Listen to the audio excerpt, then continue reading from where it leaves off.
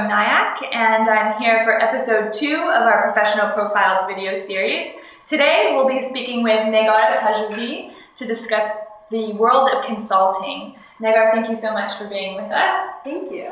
Really quickly before we begin, I just want to give you some background about Negar. She has been working in the field of strategic management and planning consulting for approximately 9 years now, and received her MBA at George Washington University here in the DC metro area.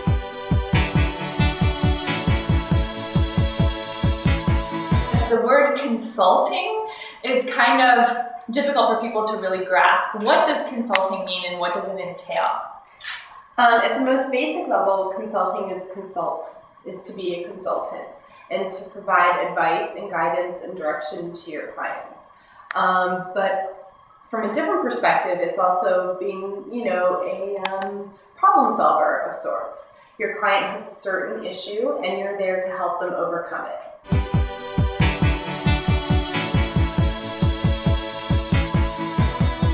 I know you said you took the path when you were an undergrad, but what does that mean? What did you major in and what course loads did you take?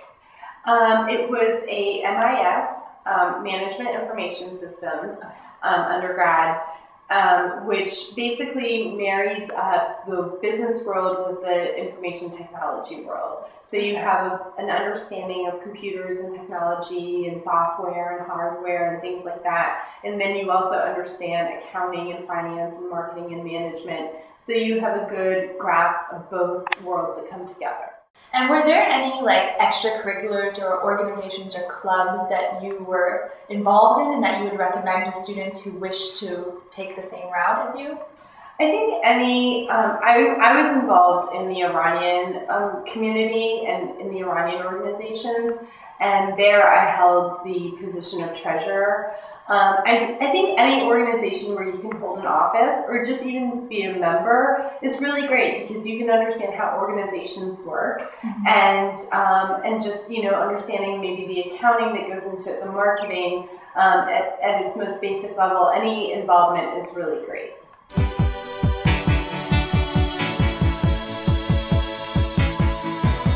Once you finished your undergrad, how did you decide to pursue the MBA? Because it's not always, clear and cut. For medical school, you have to go, to become a doctor, you have to go to medical school. To become a lawyer, you have to go to law school. But is it necessary to get your MBA, or are there other suggested degrees? It's definitely not necessary, but sometimes you will hit sort of a glass ceiling, and if you want to advance, you might want to pursue the master's, and for me it was the MBA.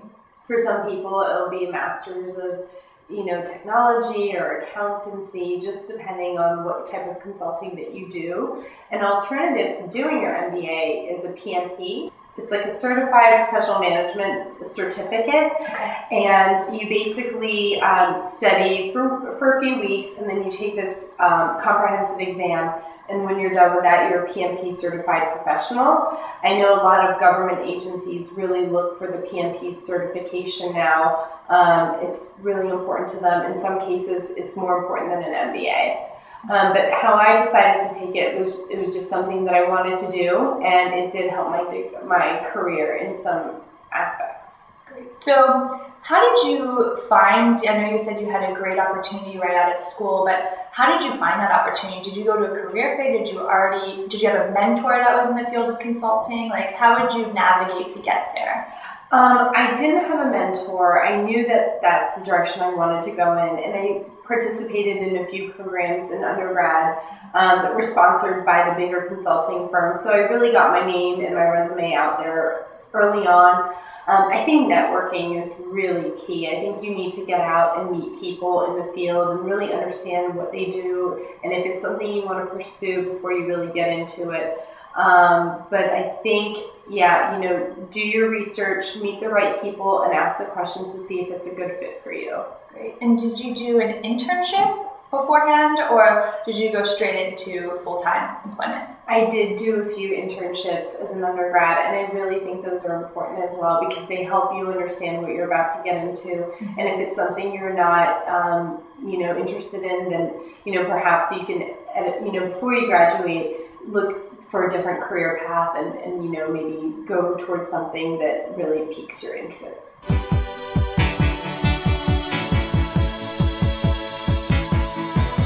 So now that we know kind of the steps you took to get to where you were, you know, right, launching your career, can you talk a little bit what life is like now as a consultant, and specifically maybe the different fields within this larger, you know, umbrella of consulting? Sure. There's public sector, I would imagine, private sector, etc. I think for students in the DC area, it's mostly going to be government consulting, just because it's DC and that's the nation's capital, and that's primarily where I've been working. But I've also been fortunate enough to work for like NASA and the Treasury Department, and currently I'm with the Department of Agriculture. So I've had, you know, a vast array of client experience through budgeting and business writing and communications and strategic planning and things like that. And do you work out of your own office, or do you work at the on-site at the client's, you know, facility? How regularly do you work with the client that you're consulting?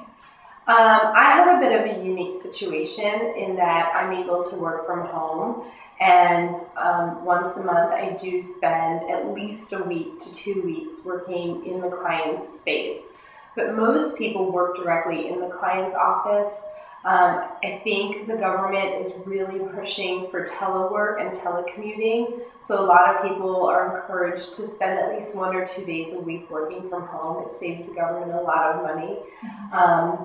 Otherwise, you do work in your headquarters or your business space, and you go see your client as needed.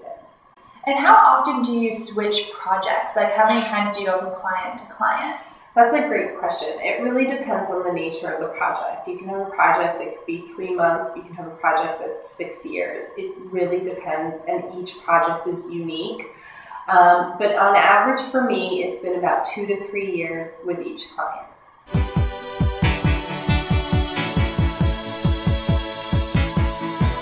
Okay. And what are the perks of being a consultant, and what are some of the pitfalls? I think some of the perks are you can have great travel experiences. You can have, you know, different clients. If you get bored with something, you know, you might be able to switch into a new project.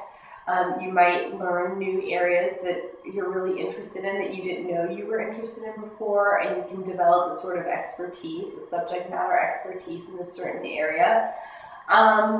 As far as downfall, you know, working with a government client sometimes is different than working with a commercial client. I feel like government has a lot of rules and restrictions and regulations that you need to comply with and adhere to, whereas in the commercial world, there's less of that, and you have more freedom, or you can wine and dine a little bit more in the commercial world as well. So both have their pros and their cons.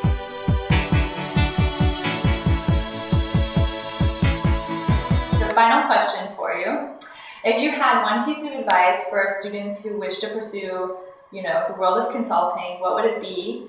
So I think with anything, I would say do your research. You know, don't go in blindly and expect it to be, you know, a rosy, perfect world. Like, do your research. If you can do internships, that's really important.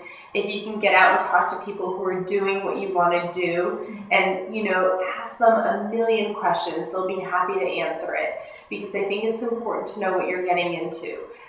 Starting a career, you know, you can take off from there, but getting out of that career later on and switching to something else can be very, very difficult. So do your research up front. Learn what the salary range is, learn what you're going to be doing, learn how many hours you're expected to work, and, you know, and if it's the type of work that you're into, I think that's really key to understand what you're getting into up front.